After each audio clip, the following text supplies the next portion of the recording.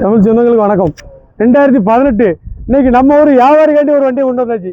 நம்ம காய்கறி வியாபாரம் பார்க்கவங்க, இரும்பு வியாபாரம் பார்க்கவங்களுக்கு ஒரு அருமையான வண்டி. டார்ப்பா அடைச்சே வந்துடுது பார்த்துக்கங்க.